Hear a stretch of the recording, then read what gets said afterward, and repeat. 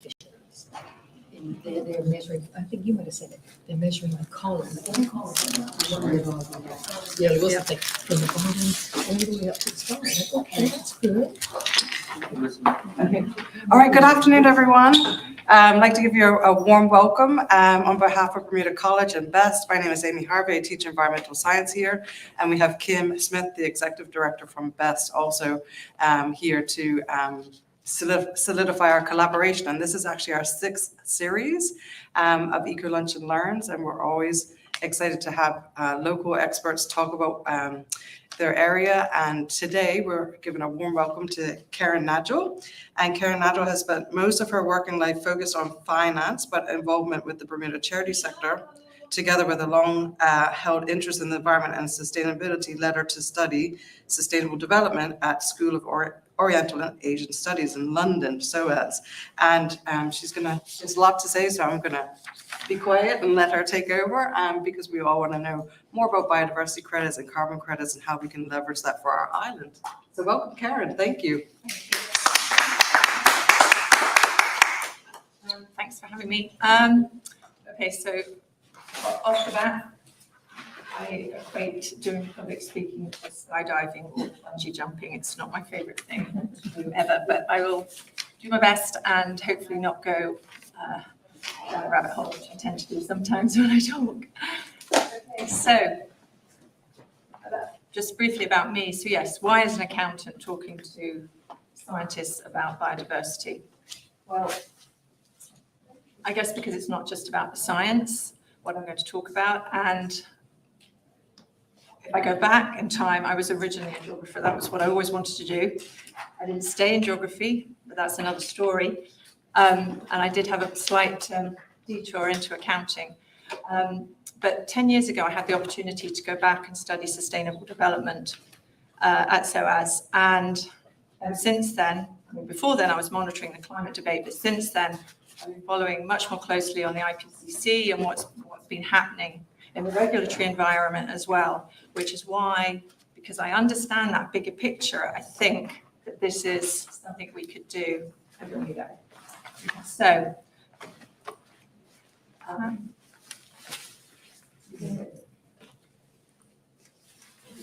sorry, got to find my notes. Right, so I've lost some notes. Yeah. Where's Diego? He's gone. Okay, I'll start with this.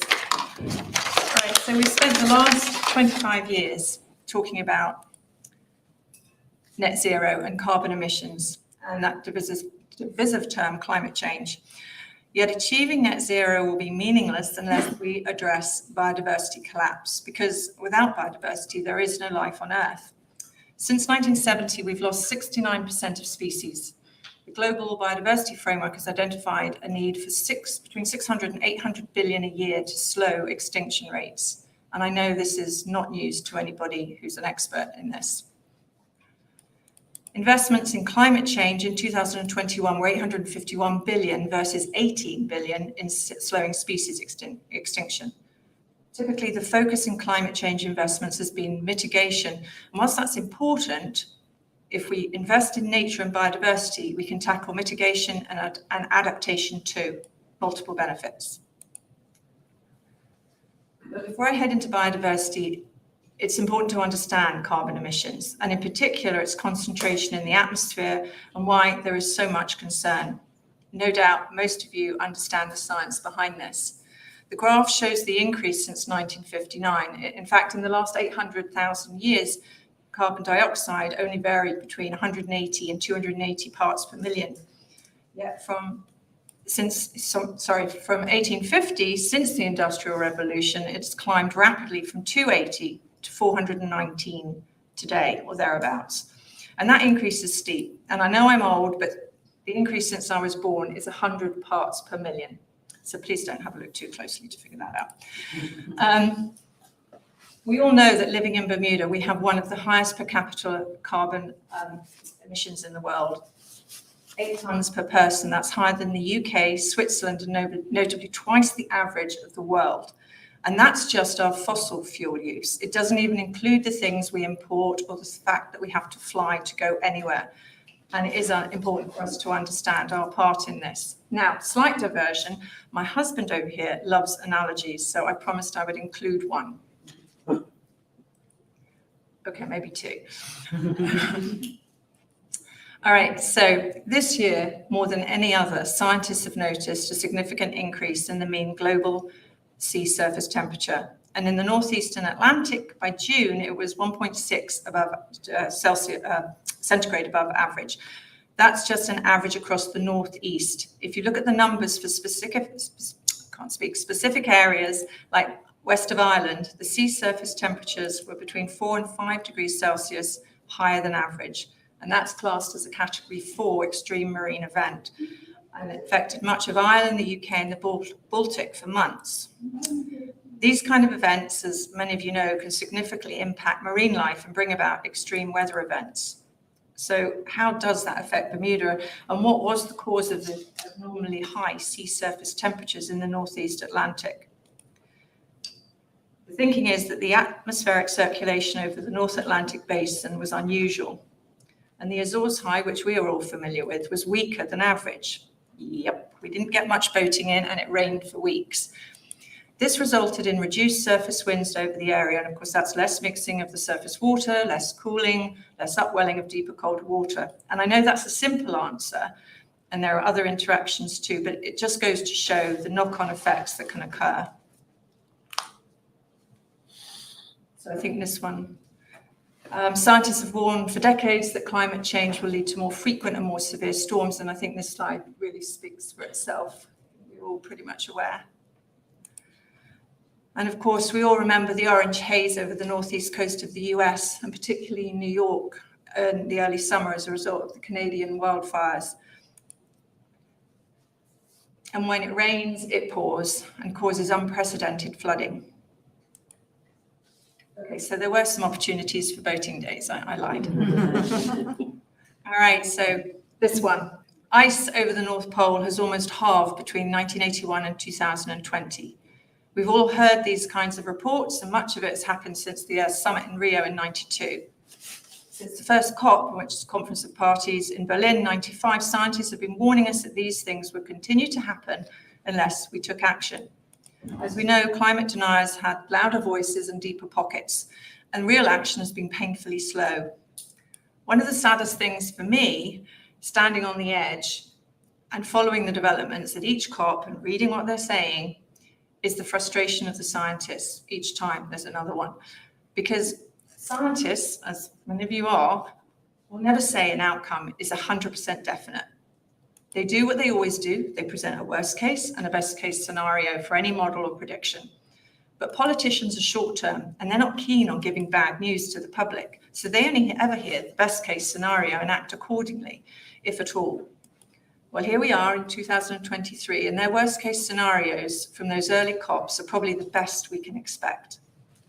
Just this week, a paper has been released saying the West Antarctic ice sheet is melting faster than predicted by a factor of 3.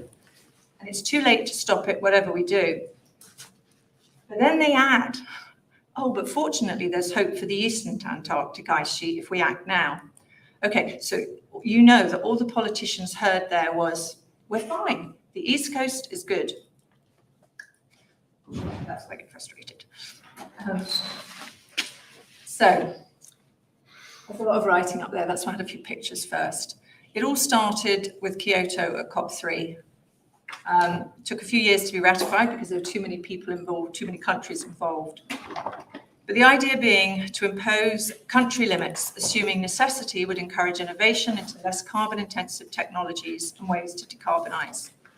The emissions trading scheme arose because countries were given an emissions allowance, and those with emissions to spare could sell them to countries exceeding their targets. And because CO2 is the principal greenhouse gas, it became known as carbon trading. It's now tracked and traded like any other commodity. So it's called the carbon market, tracked by registry systems. The joint implementation is where it allows essentially developed nations to earn emission reduction units from an emission reduction or removal project in another developed nation. So moving on to the clean development mechanism at the bottom. that's really where the compliance market was born. And it was hoped it would not only reduce emissions, but also have parallel benefits of stimulating green investment in developing countries, particularly in the area of cleaner technology, also by the transfer of knowledge and expertise as well as funding. So a country with an emission reduction or a limitation commitment under Kyoto can implement an emission reduction project in developing countries. All worthy objectives. Okay, so the voluntary carbon market. Well, actually, that didn't start afterwards per se. It was actually the first voluntary carbon market was created by the California Air Resources Board, and that was the ACS, the American Carbon Standard, established in '96, which is interesting because we don't usually think of, at the moment, of the US as being a leader in the climate debate. Europe seems further ahead, but historically, it was very important. California, it was the 40s, they were addressing tailpipe emissions and then developed the Clean Air Act in the 60s, but they've got some way to go now. So the VCM growth was originally funded early on by CSR reporting by corporates, so corporate sustainability reporting, much like a gentleman in the room does.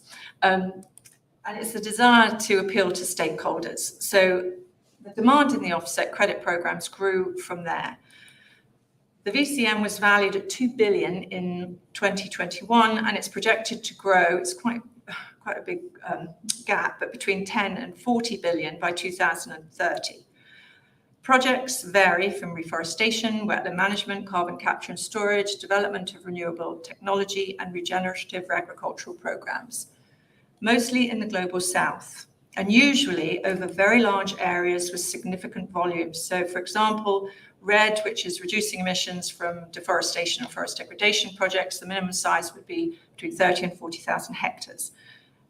In comparison, Bermuda itself is only 5,000 hectares. So emissions reductions of projects would be more than 5,000 tons of carbon dioxide a year. Those would be the minimum. Right, what's a real world carbon offset?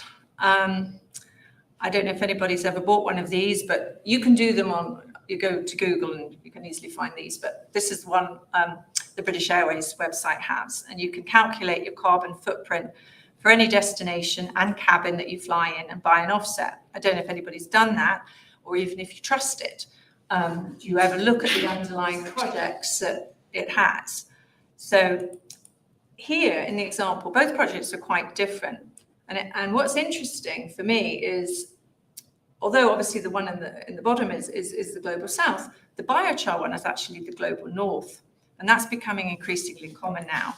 And biochar would be considered carbon negative. But what's frustrating, I think, for a lot of us, we fly from London to Bermuda or the States to Bermuda, and there are no options to buy any offsets. Well, obviously, we don't have enough landmass to create the carbon offsets, but it would be nice to invest something locally in nature. So, let me move on. Right, so just so we can figure it or get it in perspective. So what does it take to offset your own personal carbon footprint? So, and this is really approximate. I know the experts will say, well, it's different trees, different whatever, but anyway, approximately 6 kilograms of carbon per year for a young tree, 22 kilograms of carbon for a mature tree, and it would take 31 to 46 trees to give you a ton of carbon, and an acre maybe 2.5. But bear in mind, a flight from London to New York is nearly a ton of carbon, approximately 2 tons for a return. And if you travel in business, that's 3.4 tons. How many times do you travel per year? It adds up. This little chap over here for the EU. Now, you may remember in an earlier slide, I said we're looking at 8 tons in Bermuda, but that was just fuel emissions. If you start adding in all our trips, everything we consume, we're going to be bigger than, much more than 12 tons. Okay, so carbon offsets, understanding there's a difference. You hear credits, you hear, sorry, I might think I've moved, no, I haven't got that. I'm jumping the gun here, excuse me. All right. Right. Sorry, I've definitely gone ahead here.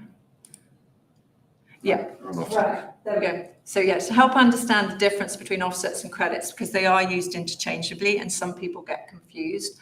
So generally speaking, an offset is removal of greenhouse gas from the atmosphere. Credit would be a reduction in greenhouse gas released into the atmosphere.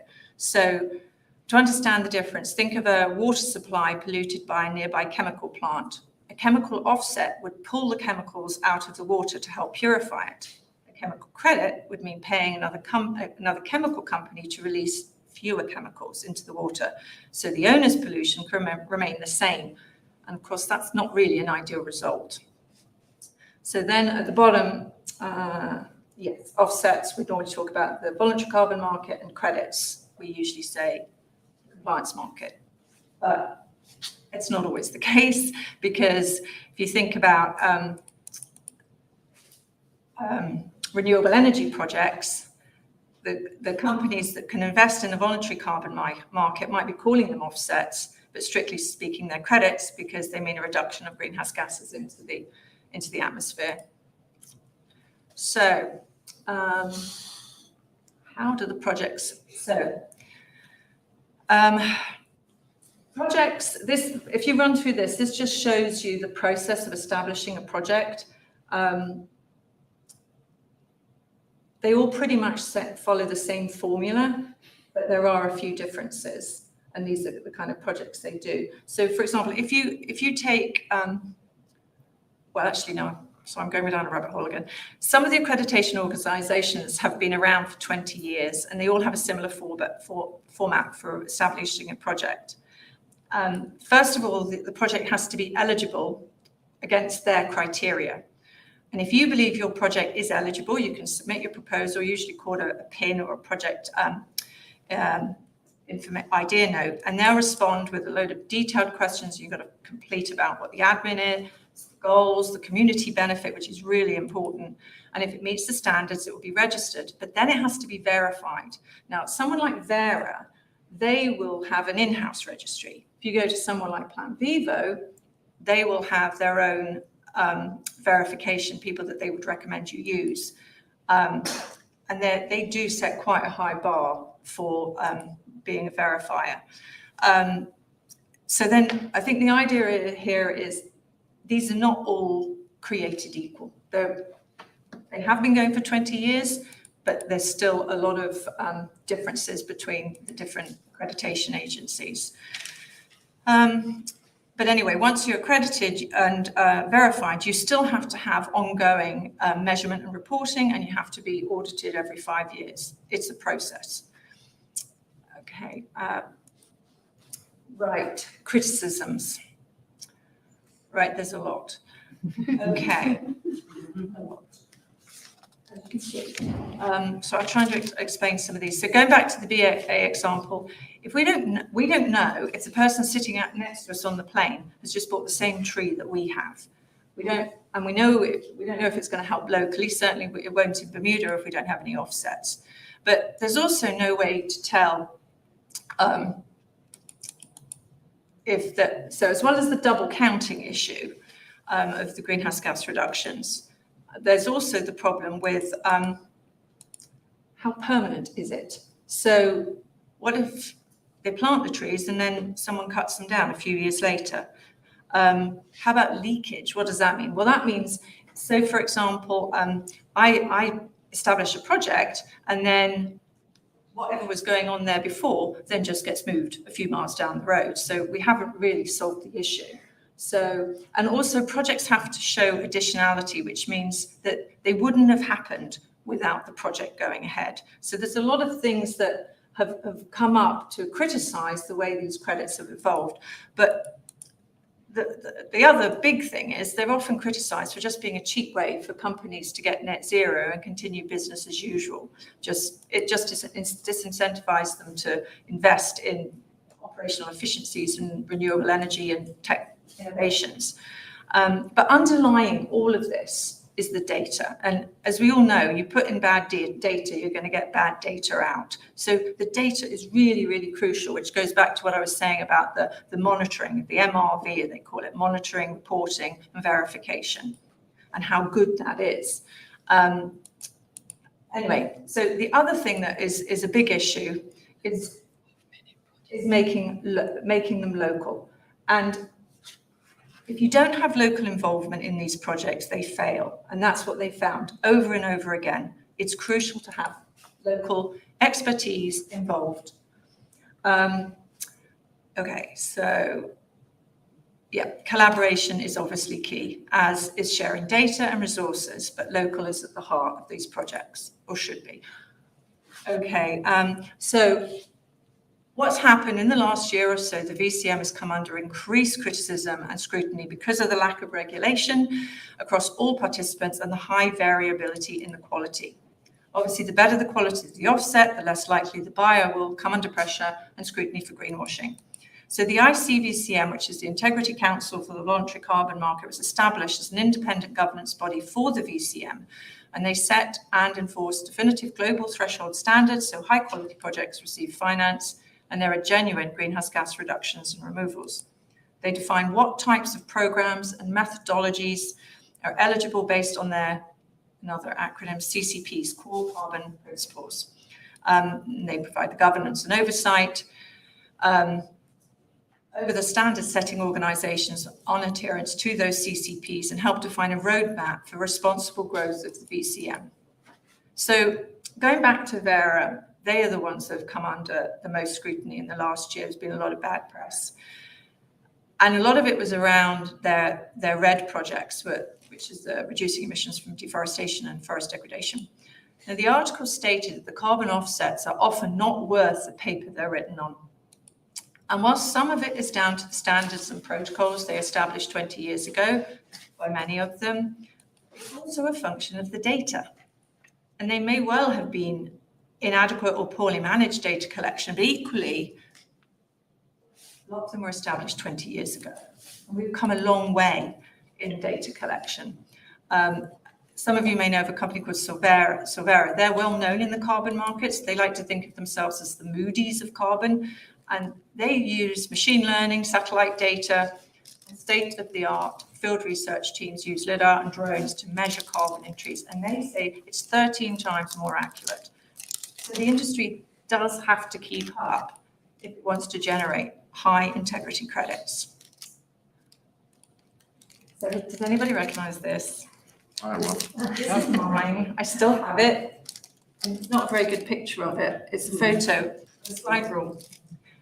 I had that at school a long time ago, before I was allowed to use, or actually before we even had calculators. So I know I'm old, but honestly, technology moves so fast and we have to move with the times. And nature tech and carbon data tech is growing rapidly. In fact, nature tech, 7.5 billion has been invested. And nature tech will include regenerative agriculture, biofertilizers, soil health and monitoring, but really, really important is $1 million being spent on monitoring or measurement, reporting and verification. So hopefully that will help. Right, we're nearly there on this stuff. Net zero, we hear that term a lot these days. What does it mean and where did it come from?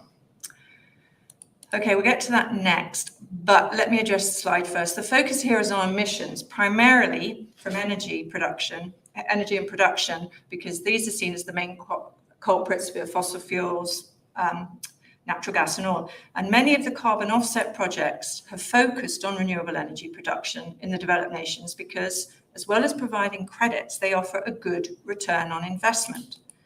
Other projects have been focused on forest restoration, halting deforestation, clean water and waste technologies. But it's important to appreciate that the focus on net zero has been because of the higher returns generated by these kinds of projects, less on nature and specifically restoration and conservation other than forests. So, dealing with the carbon problem. I have to mention the Paris Agreement because it really was a watershed moment for climate action. It was entered into force in 2016, and world leaders stressed the need to keep temperatures below 1.5 degrees by the end of the century because science shows us that crossing that threshold will unleash severe climate change impacts. So we can see why carbon and increasing emissions have taken centre stage for so long. Plus, following the Kyoto and the GHG protocol led accounting for carbon that countries and companies via the voluntary carbon market have used to calculate their carbon footprint and offset that by buying credits. But Paris was also important because shortly thereafter, the TCFD was launched. That's the Task Force on Climate-Related Financial Disclosures. And that has established a framework for global disclosures and reporting on climate risks and opportunities by companies. And many companies now release impact statements which show, among other things, their greenhouse gas emission calculations and the detail on any offsets they have purchased. So I know this is probably a bit much, but I like it because it explains, I think it explains it quite well. So you think of Paris at the top and the Global Biodiversity Framework, and then below that, the frameworks for corporate action. So the TCFD on this side and the TNFD. And then below that, corporate reporting. And these are so crucial to where I've been coming from in this, because I can see that corporates with TCFD are thinking about not just what they need to put on their impact statements, but what they need to do. And with TNFD, which was just released, the framework was just released in September, so it is still very new, but we will see that follow, because it has the same 4 pillars, just 3 extra disclosures, but that will follow TCFD, and we will see reporting in corporate statements on that as well. And when that becomes mandatory, and even if it doesn't, because a lot of reinsurers here especially voluntarily report this stuff, we will hopefully see some investment in nature as well as carbon emissions. So, right, beyond net zero. Right, I feel sure many of you are pretty aware of this, but just as 100 parts per million scares me with CO2, this shocks me even more because I was alive and I was a child in the 1970s. So this has happened in my lifetime, almost 70% decline. And I think this one also speaks for itself. Most people are very aware of this, or most people in here anyway. Okay, some more wordy bits. Sorry about that. Okay, so going back to that little kind of pyramid thing that I showed earlier. So the, this isn't moving. Why is it not moving? I have to go down now. Sorry. Right, the Global Biodiversity Framework. So it aims to halt and reverse nature loss. The framework consists of global targets to be achieved by 2030 and beyond to safeguard and sustainably use biodiversity. Among the 23 targets to be achieved by 2030 include 30% conservation of land, sea and inland waters. Sorry, I'm really struggling with this thing. It's not... It's moving on the screen. Huh? It's moving on the screen. Yeah, it's not moving over here. I've managed to get it on the screen somehow. Sorry, people. I can't get it back on here now. Huh? I have to do it on here. Sorry, everyone. I think I've fiddled with it. There you go. There we go. Thank you. I have to bring my tech expert with me. There we go. Okay.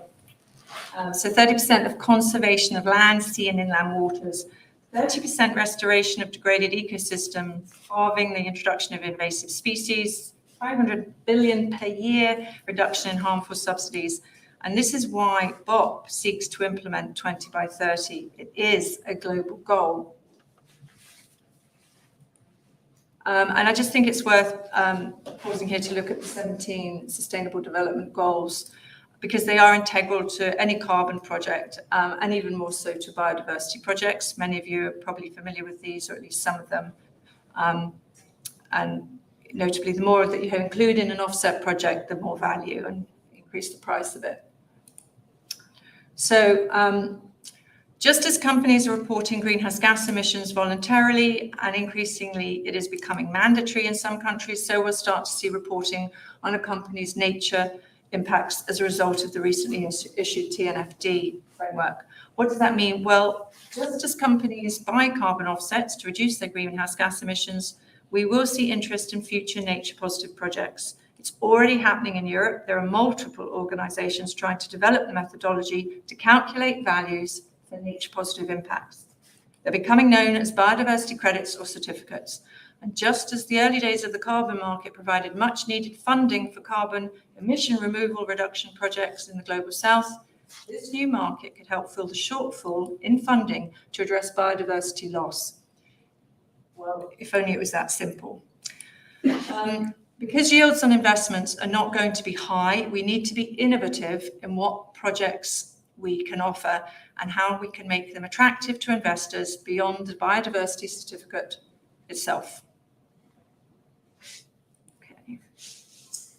So, how can we be part of the solution in Bermuda? I believe we can develop a methodology for calculating and valuing biodiversity credits here. We can use local projects to provide data to support the methodology. The local projects will contribute to biodiversity gain, and long-term funding for local projects provides opportunities for employment. So, okay, here's how it works. So, obviously with carbon, there's a single metric. There isn't for biodiversity. We need to use a basket of metrics appropriate to the region the project is located. So, first, identify biodiversity conservation projects. Possible metrics for coral. I think you guys know these. I probably don't need to read them out. And then we do annual measurement and reporting of the efforts.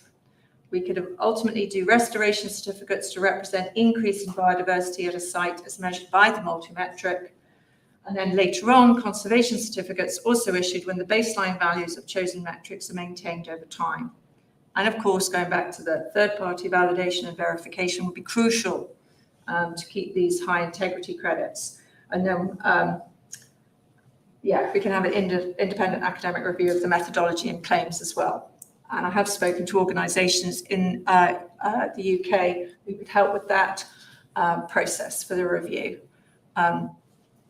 Because there are, as I said earlier, lots of organisations already looking into this, not specifically that far ahead in ocean, but they are in land-based biodiversity credits. Okay. Right, moving on.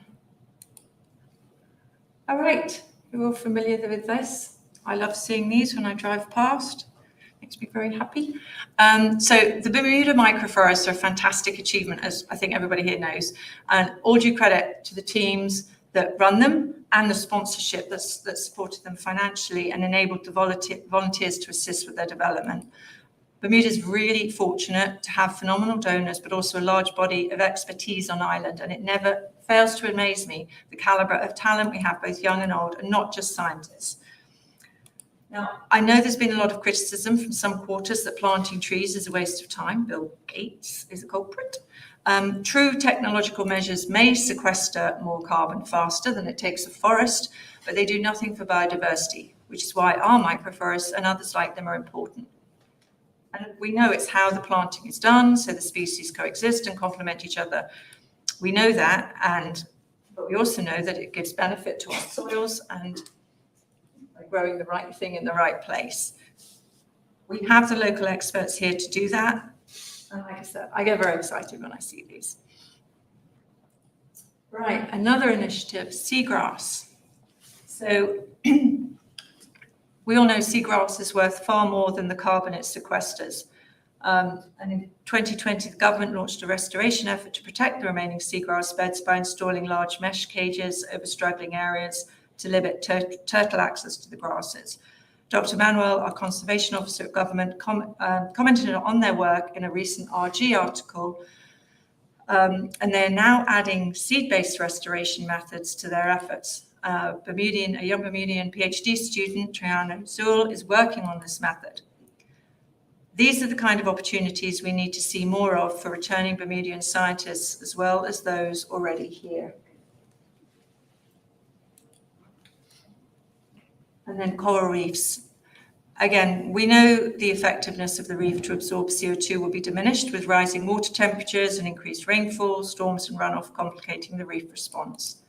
Coral reefs, as we know, act as a natural barrier and dissipate up to 85% of the storm waves hitting Bermuda's shoreline. Coral coastal protection function is estimated at 266 million per year.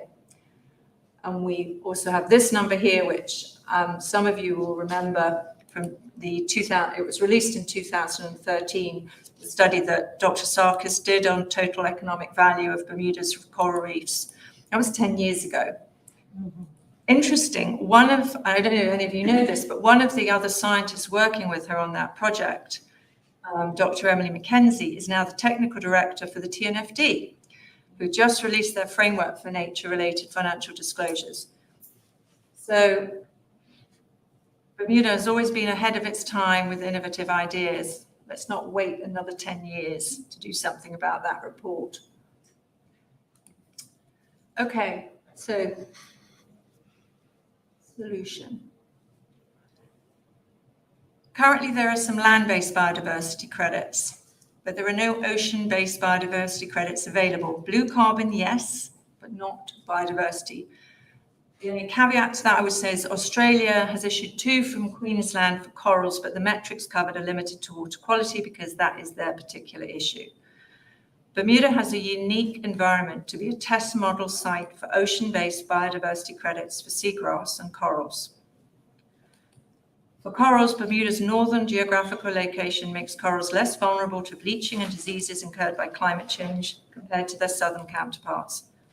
Our restoration results are a direct reflection of the methodology developed that are not affected by external factors such as dramatic increase in seawater temperatures.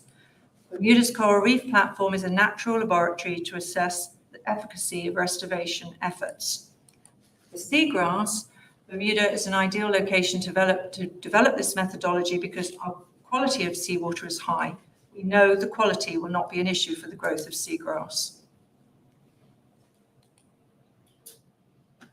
So, in closing, I have to say I'm really grateful for all the time so many people have afforded me, some of them are in this room, to discuss my idea.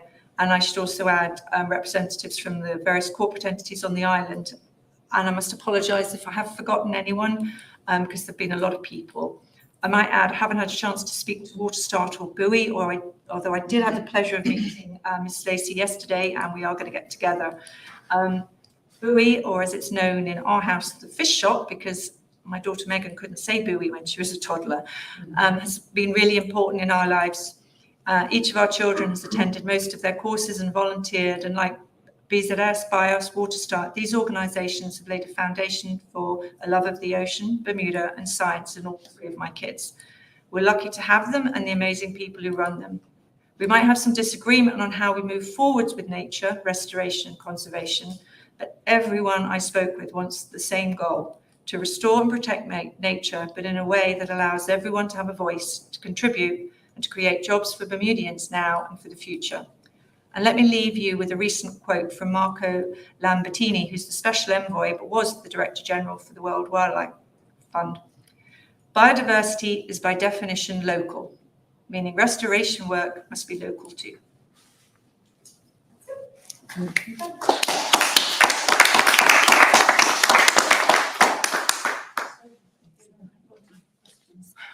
Anyone got any questions? Yes, we're gonna get to the question. Now, I'm going to let you take a breath. Okay, yes, I would like to. Wow, how complicated have we made life? I tell you, it's amazing. Thank you, Karen, very much for being in that chair, trying to explain all that. I have to tell you, I'm glad saying thank you to you. I think, the message is like, think global, act local, but definitely act local. The global environment is scary.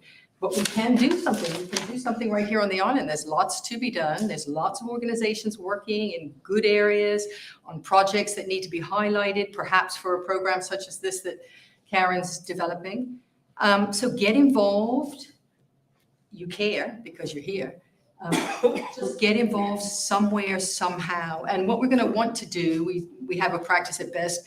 For each issue, we want to produce a list of about 10 things or more that we as regular individuals can do to impact. And so, I invite everybody to consider the things that you might be able to do in your own life.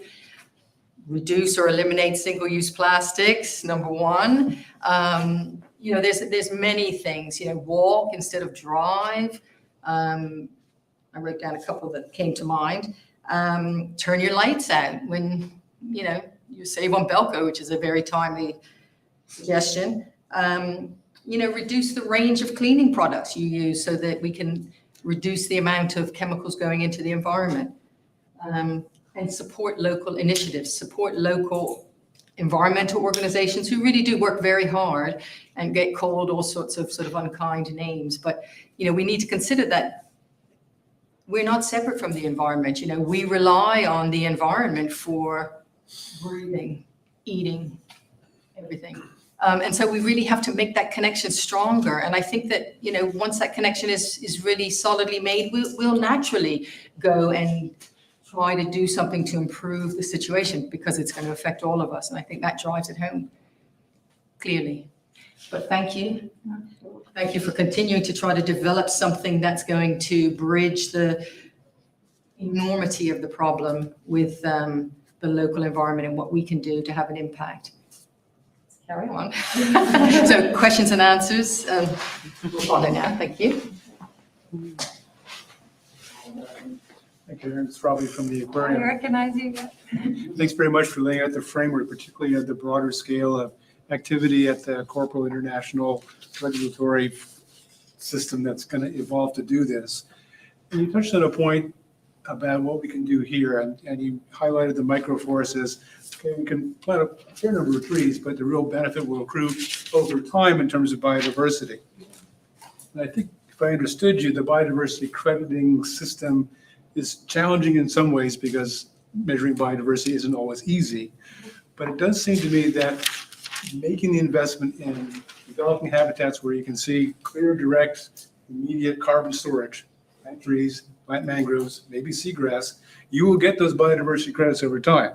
Yeah. If you spend the time trying to do that. So I wonder if that should be the first strategy in trying to orchestrate your approach to how to attract investment, is to focus on the carbon sequestration using our terrestrial plants and our coastal mangroves and seagrass, and then watch that work and prove over time that they're going to accrue the biodiversity that relies on those Right. forests and mangroves as their habitat. It's fundamental to work on the things that, photosynthesize and grow. Everything else builds on that. So making that the entryway, I think, is probably going to give you the leverage to be able to attract people to say, and we get these extra things over time in terms of biodiversity once we have a clearer picture about how to measure it and verify that the biodiversity is actually occurring in those places that you started. And it takes time. And, as an ecologist, time is not your friend. It takes a long time for trees to grow, mangroves to replace themselves, et cetera, et cetera.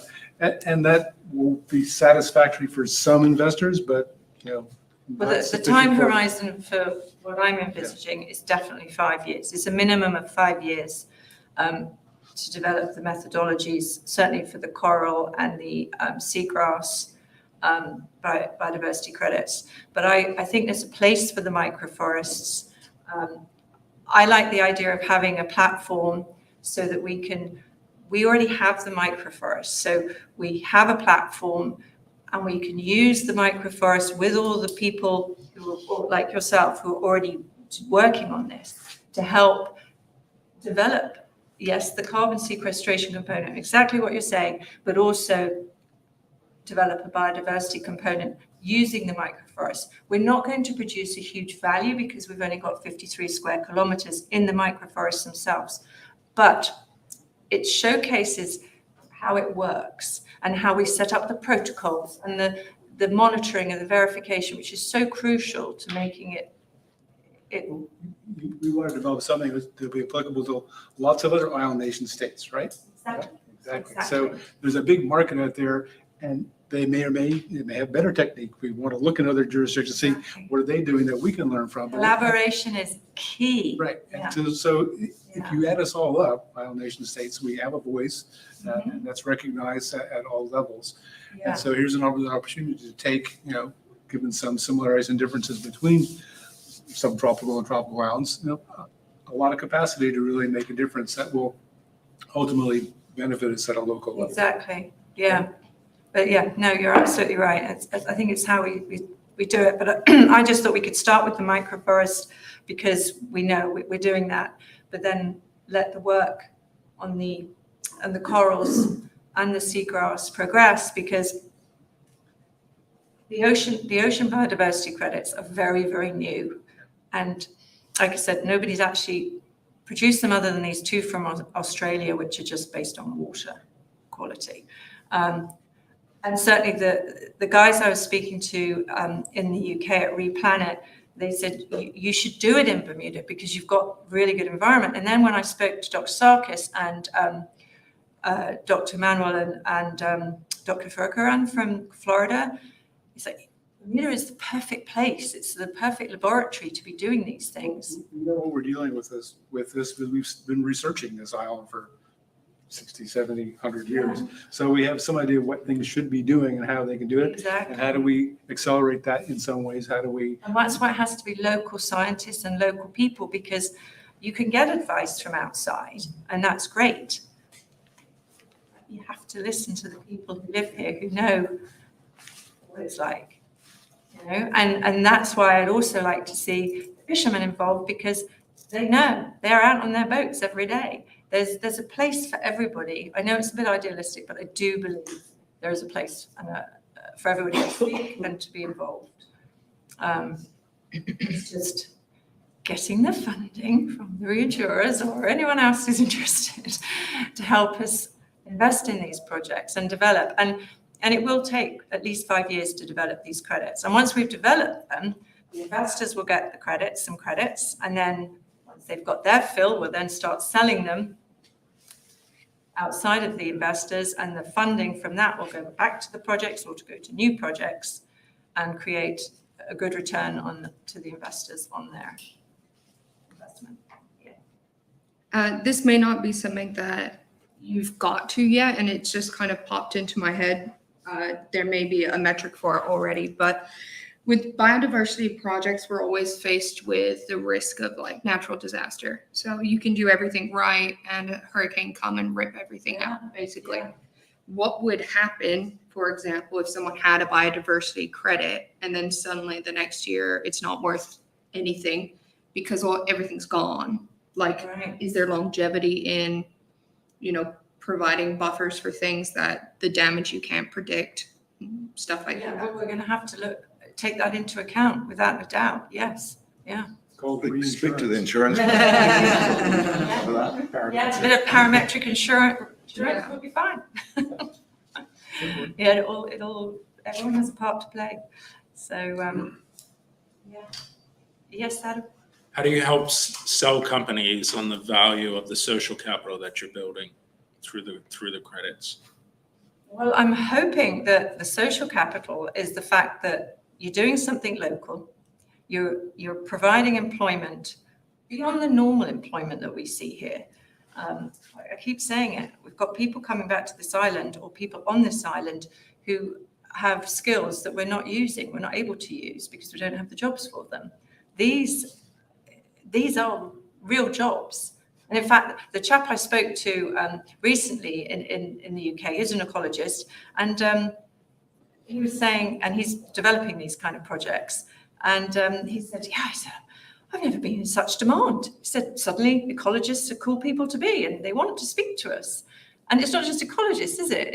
It's marine biologists, and it's everybody in this field is suddenly, we need their input, we need their advice. And I think, so there is a growing need to develop these. The market is growing all the time. The problem is, I think, the return that investors see is such, they're so traditional. They're expecting to see this high return when they invest in renewable energy or some tech. they'll get a good return. They know they will if it's successful. Nature isn't going to be like that. So we have to take into account the social capital, and it's also the, you know, the carrot and the stick approach. So the regulation, if companies have to report, have to disclose things, well, yeah, we're doing good, but we've also got it on our balance sheet because you know what? We have an investment in this nature project, and it is going to produce some credits at the end of the day.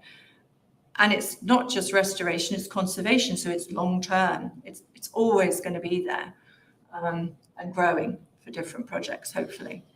So, yeah, you can tell I'm very passionate. So, any other questions? I was just thinking that maybe along the lines of what you just suggested, that studying the effects of natural disasters on biodiversity is its own value. Exactly. So, Yeah. we can expect a periodic hurricane to wipe things out, and the research that can be done on that effects can also be part of a project. Yeah. Yeah, exactly. And I think the Studying of like, okay, is the Atlantic current going to reverse in 50 years? Well, we're pretty primed to watch that happen. Exactly. The effects thereof. Yeah, exactly. So we are in the perfect place in the world, I think, to do it. And we have the skill sets. We just need to get some funding. And I think starting small, that I don't think what I'm proposing is huge. I think we start small, we show we can do it with these projects, and then hopefully something bigger will come from it. You know, like the BOP and the Blue facility, and I know they're looking for 40 million. That's a big number. Let's start small, and then hopefully that will encourage more investment in the much bigger things for the BOP facility. I guess that's what I'm saying. Yes, Robbie. Another comment to think about in terms of establishing really functional and successful programs is we're used to getting stuff done because we use fossil fuels to get it. So if Sammy wants to go check on her corals in Castle Harbor, start the motor, drive over there, you're jump right. in the water. So looking for projects that are going to work towards eliminating or developing sustainable ways to do things, whether it's a biodiesel in the truck that you just drive somewhere. That's an important lens, I think. If we can spend a lot of energy trying to accomplish something, well, we're just making more work for ourselves. We just spent a lot of fossil fuel to try to achieve something, and now we got to offset what we just did. So building those criteria into your investment projects and looking for the operators or the project leaders to say, okay, we have a solution. We've got these electric tools that are powered by solar panels that we have in our building, et cetera, et cetera. We'll get somewhere. And I think a big challenge will be in water. So if you look at that map there, if you want to, drive that to North Rock to play with the corals, it's, $250 worth of fuel. And so you can get there with a sailboat because our grandfathers and grandmothers did. Yeah. But, it's hard to get a lot of work done unless you're planning to spend the night, and that doesn't happen all the time. So I think that's something to put in the criteria of how do you evaluate a particular project as how are they going to accomplish those goals by minimizing their carbon footprint. Yeah, and that will probably make them more attractive to investors. knowing that Because you've got to convince using the more investor that this is, doing good, but in fact, there's a levy, there's a tax there in terms of the fossil fuel Exactly. support it. How sustainable is the work that you're doing as well? Yeah. No, they're all really important points. Yeah, I appreciate that. That's great. Yeah. Anybody else? Yes. My partner in Nova Scotia had sent a question through your Facebook live stream. I don't know if you've received it. No, I can't see anything. Sorry. No? Do you want to tell me? I'll see if I can, she'll send it. Well, here's Chuck, and I have question, query. You mentioned the word trust in the carbon credit marketplace. So, and trusting that the money gets to the right places or charities or people. Yeah. So how would you approach that in your biodiversity framework, ensuring that Okay. the consumer trusts the product, and also that the conservationists and scientists are being paid appropriately to do the work? Exactly. The way we see it at the moment, so it would be a platform. It would be commercial because some of the reinsurers said to me they don't want their donation pots touched, and I don't want to touch donations. I know how valuable they are on the island. So it would be an investment.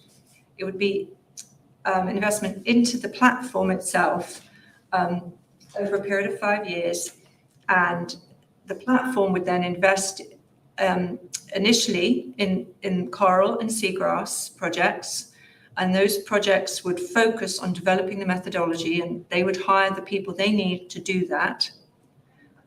And then some of the funds would stay with the platform so that we could hire website developers, all local, to run a platform that the investors and their employees could engage with, and locals could engage with if they have volunteer opportunities to go out and help on some of these projects. Also, something like the microforest, so we could develop the methodology for that.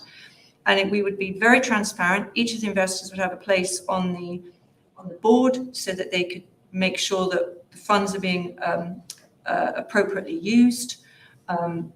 People, paid a salary, and obviously would be audited. And that's the way I see it working. So it's not a charity, but it's not, it's not so private that nobody can see what's happening with the funds. You see what the funds are being managed, and people are being employed. And when we start getting the credits, when we start selling them commercially, I have got 60% to go back to the project so they continue developing and hiring. 30% would go to manage the platform staff and, developing the methodologies and the verification of the credits. And 10% we'd have as a community fund so that if other project ideas came up with the board, we could then invest them in new projects. That's how I've got it at the moment. That may evolve as time goes on, but I felt that was an equitable split. And Plan Vivo that I mentioned on here, one of the organizations that's been around for 20 years, and they're really well thought of in this area, they say a minimum 60% goes back to the project. So I felt I was in good company if I said, that's what we're going to do, 60% to the project, 30% to the platform, but purely because the platform has to host the project. So the projects will have to report on a quarterly basis how they're doing, what they're doing. Show that on the platform. Investors can then see what's going on, and the employees can see, and people can volunteer. That was transparent enough. Sounds good. Sorry, your question. I got it. So this question is from Melanie Hobbs in Nova Scotia. She asks, are you intending to work first with Replanet while exploring the emerging standards from Vera and Plan Vivo, the gold standard? Plan Vivo I've been talking to, and some of their stuff is open source. I've also, Replanet are the ones that I've actually got on quite well with.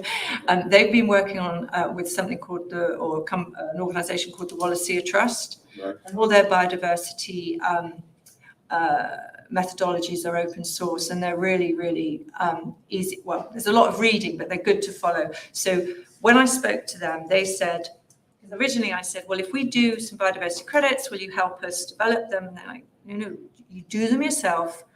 Call us up. We'll help you through anything you don't understand. But you develop the methodology in Bermuda with your people, because that's how you should be doing it. Bermuda is the perfect place to do it.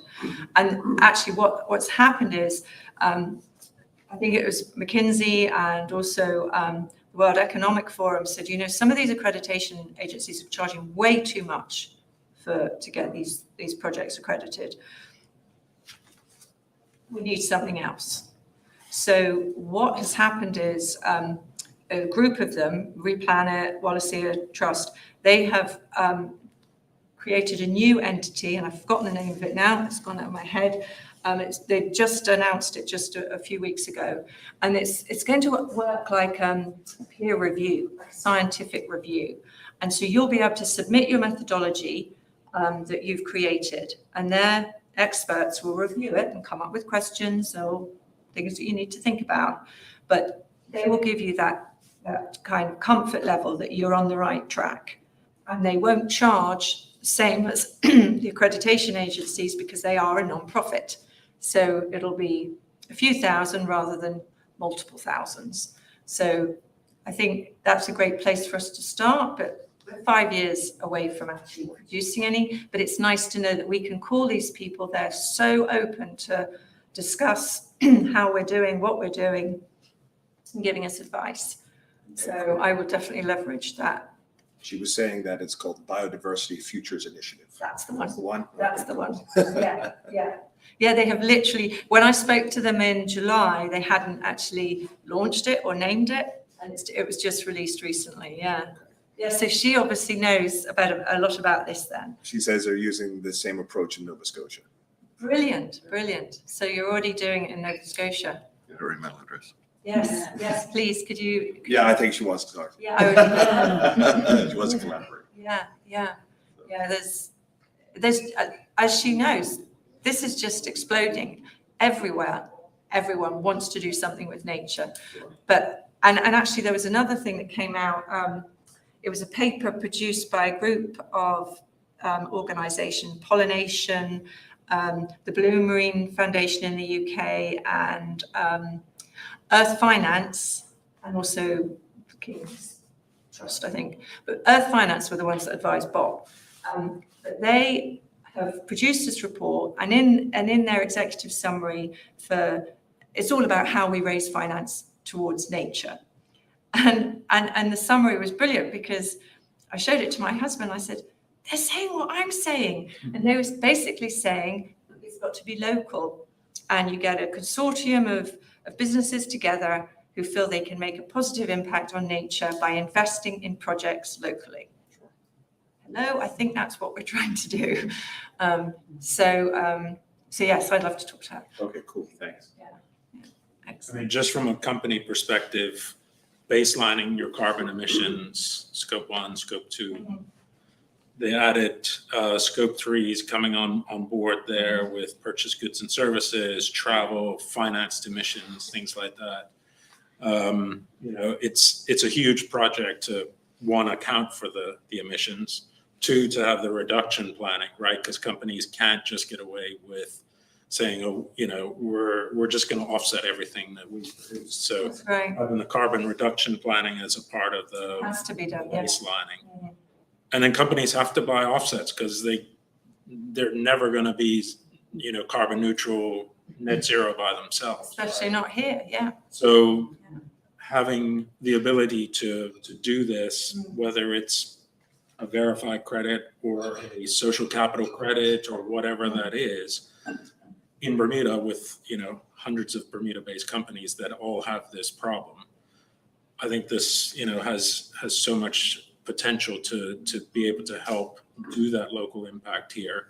And we're still going to have to find projects outside of Bermuda Oh, that yes, are yeah. gold standard, auditable. And you are morally obliged to. You have to go to the. Right, and for all of the stakeholders involved in the whole chain, your employees, your investors, your regulators, the community you're in, this project helps to serve a lot of those needs and that local sort of action and impact. So I think what you're onto here is very good. Oh, well, thank you, Adam. I hope more people think that, and then we could really get it started. We just need to get it started. I really believe that. Just start it small with these, but we have to, like I say, give everybody a voice. There are so many organizations here.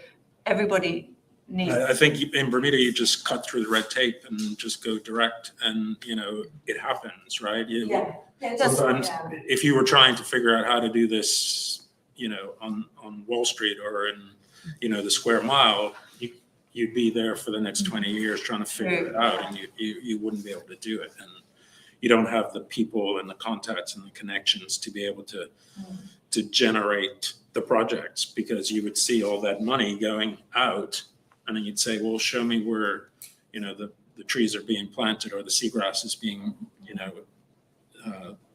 maintained and spawned, and the coral and the mangroves. Here you can go see, feel, touch it. You can have a working day with your board of directors that sees it and feels it and touches it. It's important. Yeah, it is. With all of those stakeholders, engaging employees as a part of like this whole thing, and having them have a say in how companies spends money as well. And when I say volunteers, I'm not just talking about planting trees, because we have a lot of expertise here that could do more than that. So when it comes to the verification, like Plan Vivo will assess people as to whether they're good enough, if you like, to be their verifiers. So they will verify people in other countries. So they might decide that somebody here is good enough to be one of their verifiers. So we wouldn't fly someone in necessarily. They might do that now and again, but not necessarily all the time, and get someone locally. But then on when it comes to just the regular monitoring and measurement of things, and checking our methodology before we send it to be checked by the experts, why not use some of the audit firms and the actuaries, and they could check our calculations. We have people like that that could volunteer instead of doing, planting a tree. Maybe they better use doing something else, or maybe they want to do something else. What are you laughing at?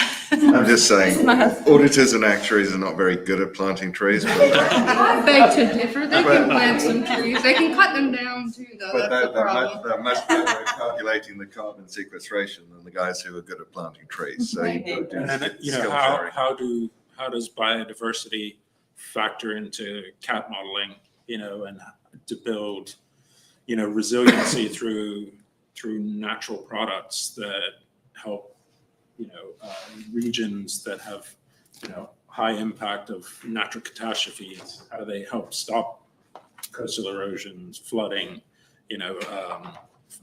wildfire, all sorts of things. Like the CAT models aren't even factoring in how biodiversity plays a part in that. So And I that's think huge business. That's how all reinsurance companies in Bermuda generate all the information that they understand.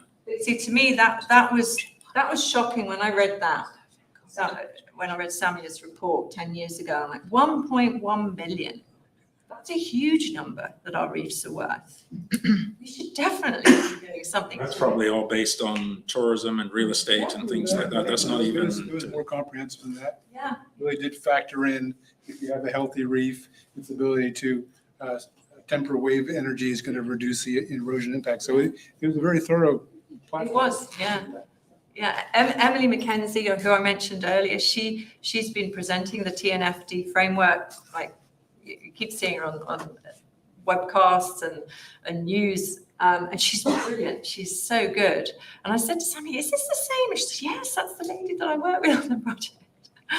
Yeah, amazing. Sorry, Phoebe. It's okay. I just think just key is a lot of us that are doing this research already or are working on these projects, like we don't have extra capacity to do more work. So finding out what we're already collecting for mandatory permits already, we have to report, for example, to Sarah about the seagrass, starting just with what we report on there. So it's not extra work for the charities before they can hire more people, or, citizen science, things that we can do with a group of kids that can go out and actually collect this data, because it really is like mass a lot of the time. It takes a lot of time to make metrics that are complex and a lot of time to train. A lot of us have found like a niche that we can hit all the time because that's what we have to do right now. And starting with those and working how you can, maybe you can get something off of those as a baseline. And then when you have the funds to hire more people to do more things or support a higher trained individual to go out and study these, then you kind of build it and add to it over your 5 years. Yeah. Well, like I said, I mean, what we want to start with sounds a big number, but over 5 years, it's not. So 5 million over 5 years, so $1 million a year. I would hope, ideally, that could be bigger. If it does well, then other people will say, well, we want to put more in because we'd like to see more of this or more of. Obviously, it has to be done properly, but there's no reason why we can't see more investment if we can show that we can do it with that and those two projects with Microforest, just showing how the platform works. I think that's really, really important. Then I would hope it would attract more interest. Yeah, but this doesn't touch renewable energy in terms of wind farms and all that. We're really looking at biodiversity. We have looked at the solar energy and talk to those guys. And I think there is potential to do something there. It would be nice to see more solar energy on the island, but a lot of that comes down to cost. So, sorry, Kim. How can someone keep abreast of what of how it's developing your plan? Do you have a website that you post? I haven't even had time to focus on that, to be honest. It would be good to be able to Yeah. know how you're getting on and how I you're think- developing. If I can get funding, I will. Well, I'll have to hire somebody because I'm not good with websites, but I can provide the content. But what we need is the funding to really get this going. When you've got that, wouldn't the platform be then available to the public as well as the investors so that you can use the platform and engage with the platform and understand the progress, which also would act to engage other people and other investors. Hopefully. So it creates its own marketing spin on top of itself as well. Yeah. I would hope so. Would be how it would work. Would you otherwise write articles for the paper to update us on how the. Follow her on Facebook, on LinkedIn, that's the easiest. Yeah. But okay, so. Yeah. I mean, I would like to do more, but it's just me at the moment. Yeah. LinkedIn is a really good platform for that, especially because it's already established, it's set up and it's professional. So given your constraints, both time-wise and financially, LinkedIn's probably your best bet actually as a professional platform to engage with everybody so you can get everyone to follow you. I could spend every day just reading all the stuff that's coming out because there's so much. Every day it changes. Like the EU Commission actually voted for the reporting under something called CSRD last week. But the day before they voted for it, there was an article saying, oh, they may not like to, they may not. And you're thinking, okay, are they, aren't they? And then it gets passed. And so it's literally every single day. So keeping up with this stuff, and that's besides the science and besides, other things. So yes, it needs to be more than just me. So anyway, thank you ever so much for your time. I could walk on all day. Thank you so much for coming. If you have any further questions for Karen, you can always email me, aharvey@college.bm, and I can connect you with Karen. Also, you can check Best's website as well. They also post information about our Eco Lunch and Learn, also on our Bermuda College website, college.bm. And just to give you a little ad, our next one is November 30th here, and we have Bermuda is Love coming. So that's our next Eco Lunch and Learn. So we'll see more faces.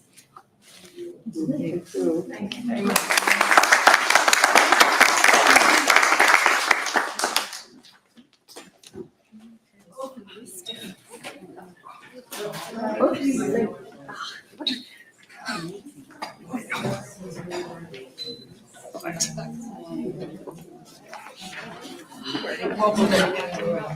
I'll get my husband to come and help me. Let's do that.